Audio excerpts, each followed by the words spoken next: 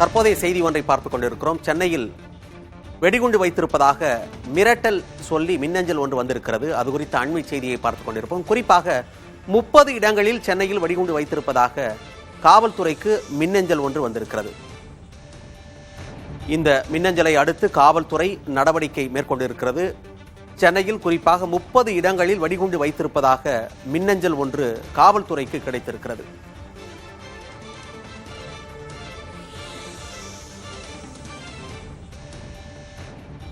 இன்னும் சில தினங்களில் புத்தாண்டு கொண்டாடப்பட இருக்கும் நிலையில் சென்னையில் 30 இடங்களில் வெடிகுண்டு வைத்திருப்பதாக காவல்துறைக்கு மின்னஞ்சல் ஒன்று கிடைத்திருக்கிறது. அது குறித்த அண்மை செய்தியை பார்த்துக் கொண்டிருக்கிறோம்.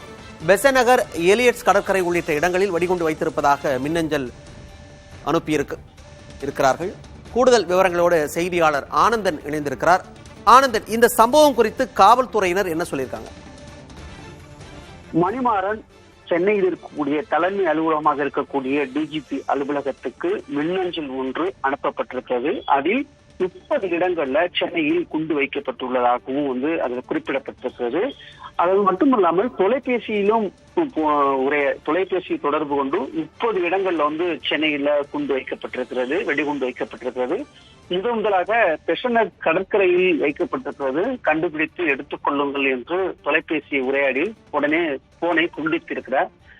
அடுத்த கட்டமாக காவல்துறையினர் தொடர்ந்து இதுக்கான சோதனையை மேற்கொள்வதற்கான திட்டங்கள் பணிகளை மேற்கொண்டு வருகின்றன. குறிப்பாக மோப்பநாய் உதவியுடன் தற்போது பெசநகர் கடற்கரையில் தற்போது சோதனையை மேற்கொண்டு வருவதாக நமக்கு தகவல் கிடைத்திருக்கிறது.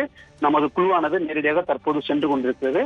மேலும் சென்னையில மற்ற இடங்கள்ல தொடர்ந்து சோதனையை தீவிரப்படுத்தப்பட்டிருப்பதாக நமக்கு தகவல் கிடைத்திருக்கிறது.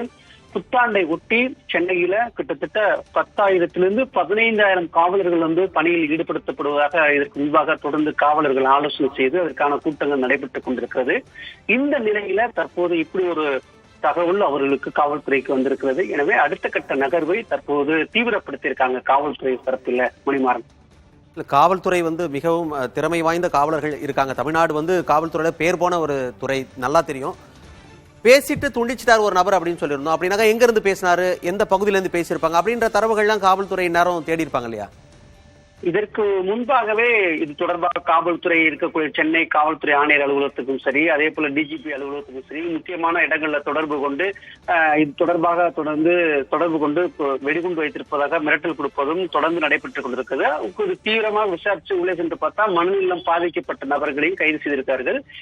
இந்த நிலையில் தான் தற்போது இன்னொரு அறிவிப்பு, தற்போது இந்த ஒரு தகவல் கிடைத்திருக்கிறது. இந்த தகவலை அடுத்து இது தொடர்பான தொடர்ந்து காவல்துறையினர் தொடர்ந்து தீவிரமாக அந்த விசாரணையை மேற்கொண்டு சம்பந்தப்பட்ட நபர்களை விரைவில் கைது செய்ய எதிர்பார்க்கப்படுகிறது. தற்போது தகவல் கிடைத்த அடிப்படையில் எல்லா வியூலையும் தற்போது காவல்துறையானது தற்போது சோதனையை தீவிரப்படுத்தப்பட்டிருக்காங்க. விவரங்களை கொடுத்தமைக்கு நன்றி ஆனந்தன்.